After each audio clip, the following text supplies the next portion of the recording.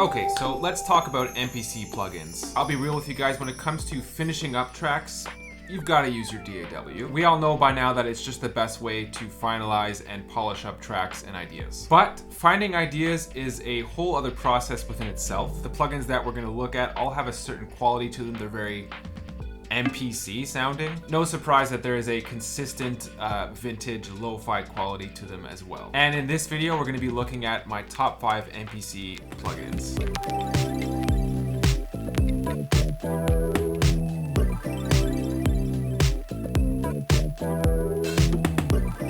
Today's video is sponsored by DistroKid. They are a music distribution company that I use religiously to release my music. As a member, you get access to a bunch of features to help promote your music. They also have some fun and cheeky features like Dave the AI Robot. This guy rates and analyzes your music. And we'll be analyzing one of my tracks later in this video. If you are interested in purchasing an MPC and would like to support this channel at the same time, there is an affiliate link in the description. I'll actually include a few of them depending on what MPC you might be interested in. If you purchase using any of these links, I actually make a small commission from that sale at no extra charge to you. As always, your support helps keep this channel going and it's always greatly appreciated. In case you guys don't know, the MPC One has pretty much the same user interface as the X as well as the Live. So the plugins that we're going to look at apply to those models as well.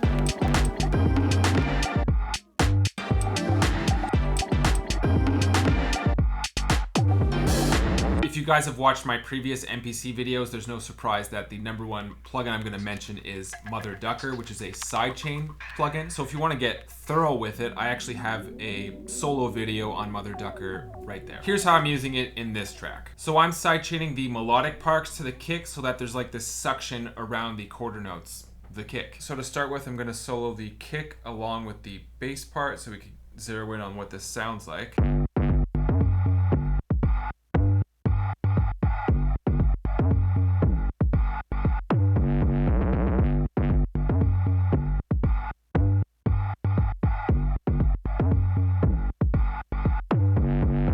So it's quite a subtle difference, but it just adds that extra momentum to the bass, really glues it to the kick and gives it a forward moving motion. So you can see the difference that that's making. I did the same thing to the sample as well, the melodic sample. Let's hear that.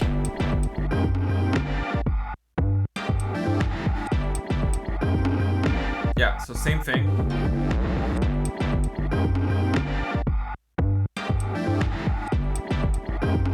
Very busy groove, you know?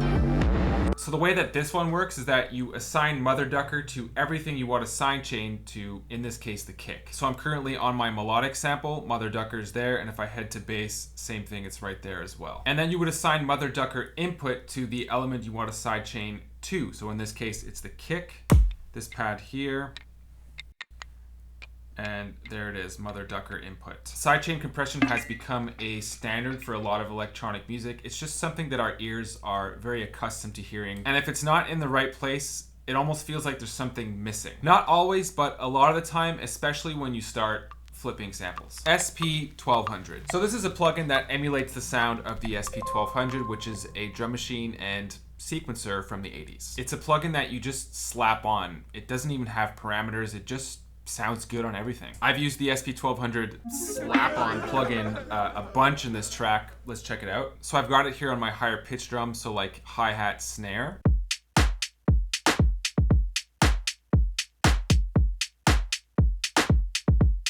So it's very subtle, but there's like a slight lift and a bit more crunchiness to the high end of the mix. I've also used it on this melodic sample. Let's check that out.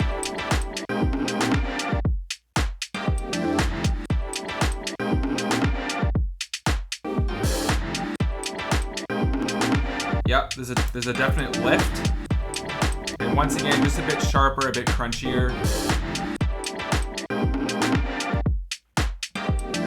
It's very subtle, but it adds a bit of life to it. I'm sure at this point that some of you are thinking that it's making such a small difference that it almost doesn't even matter. But you got to think of it in baby steps. So if you make little changes here and there, your overall mix is just going to sound more polished. I think that the SP-1200 just sounds good on everything. Like I said, a little bit more life to your mix. I'm probably going to start overusing it now, and we'll try it on the master later on in the video as well. Okay, so number 3 is SP-1200 Ring. If there are any SP-404 users in the house, there's a lo-fi button that sounds kind of like a bit crusher. That's what the SP-1200 Ring sounds like to my ears.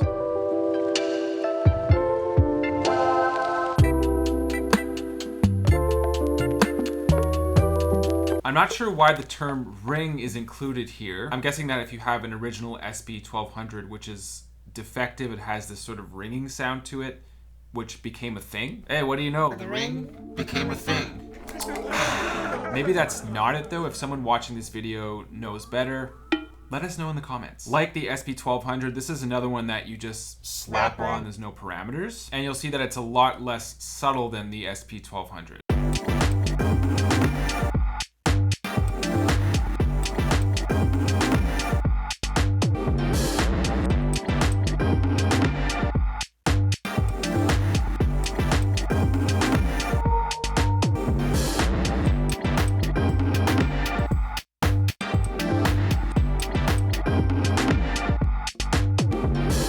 So clearly a bit more of a specific effects plugin. There are 2 other slap-on plugins to look at, so that's the MPC-3000 as well as the MPC-60, which we will also be trying on the master later in this video. Transient Shaper. MPC Transient Shaper is great, but I gotta say this. Let's say you're working on a track with your MPC and you're planning on moving it to your DAW after the fact. XLN Audio DS10 Transient Shaper is the best. Nothing compares. It's just something that I had to say. This is not a sponsored message or anything. Excellent Audio's plugins have been goated many times over, and they just deserve a shout out. That being said, the MPC Transient Shaper, pretty solid. Naturally, I used it on the drums to make them punchier. So I'm gonna solo the drums here. Let's take a close look at the parameters for this one because it is easy to overdo it. So here's where I'm set up now. The dry wet knob is at 25, attack 23, release 32, output 52. Let's play. I'm gonna turn the dry wet knob up.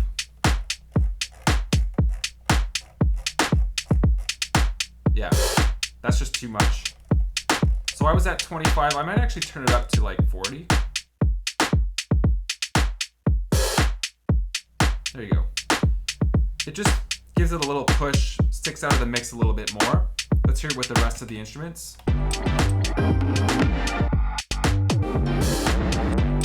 That's nice. So with and without, let's turn it off.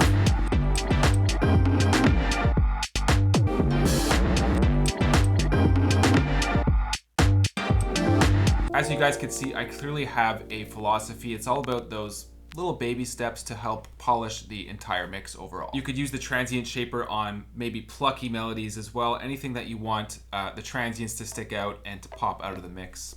This is great for that. And then we have a classic sample delay. So just like all of the other plugins, this is nothing too fancy. It's just a standard sample delay. In this example, I'm using it on higher frequency perks to make them stand out a bit more, but without getting in the way. Also, a little tricky thing to setting this one up, I'm using it on a specific pad and not on the full kit. So let me explain. There's this icon here, which means specific pad. So that's this one. If I hit another pad, you see that it's not there. So it's specifically on this pad. From there, I'll press edit, and here we have it.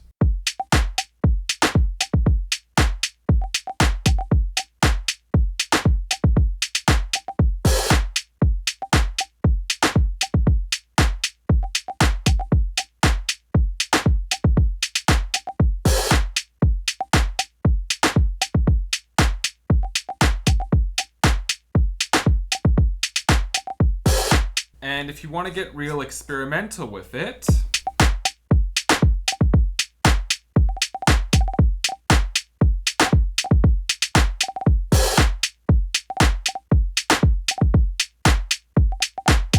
kind of cool.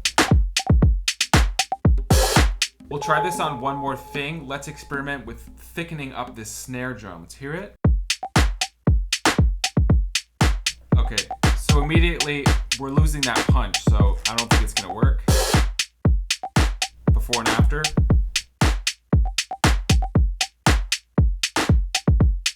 Nah.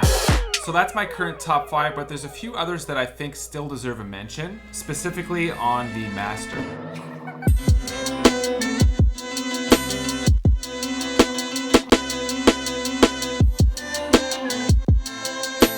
We'll head over to the Master right here, and we'll start with SP-1200 Ring. Let's hear that.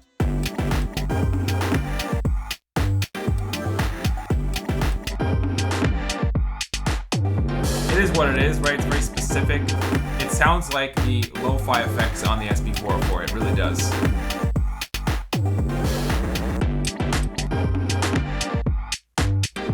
So that's with it, without.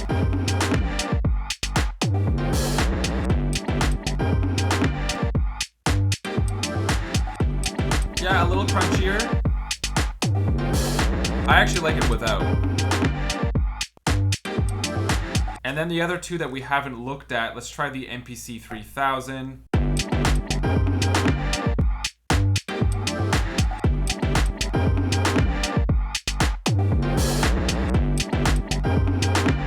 Almost an inaudible difference. And let's hear MPC-60.